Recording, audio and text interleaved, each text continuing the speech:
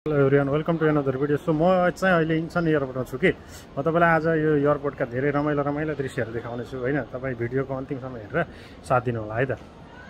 यो flight detail सम्बन्धी display board हो। तपाईँले यहाँ चाहिँ आफ्नो फ्लाइट कुन फ्लाइट हो र त्यसको नम्बर कति हो यहाँ हेरेर कति बजेको हेरेर तपाईँले आफ्नो गेट थाहा पाउन सक्नुहुन्छ। यहाँ धेरैवटा गेटहरू छन्।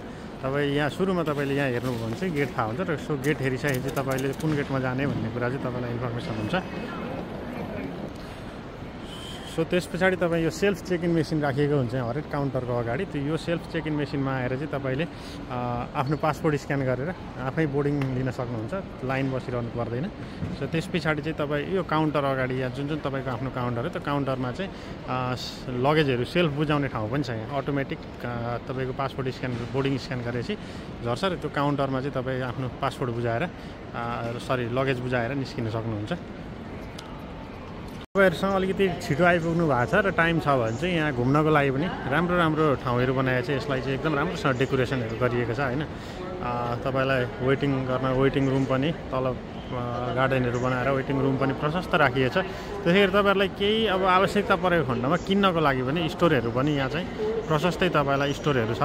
तपाईँलाई खाना खानु छ भने माथिल्लो तलमा सिक्ताङहरूदेखि लिएर लजिङ फुडिङ सबैको व्यवस्था छ यहाँ चाहिँ।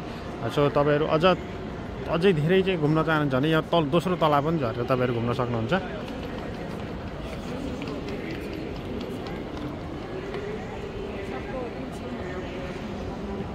तपाईँहरूलाई ट्राभल गर्दा कुनै डलर चाहियो या त अरू कुनै देशको चाहिँ तपाईँ ट्रान्जिट भएर जाँदै हुन्छ र डलरहरू चाहियो भने यहाँ करेन्सी एक्सचेन्जहरू पनि रहेको छ। त्यसै गरी तपाईँलाई खानाको लागि स्न्याक्सहरू र माथि रेस्टुरेन्टहरू पनि रहेको छ।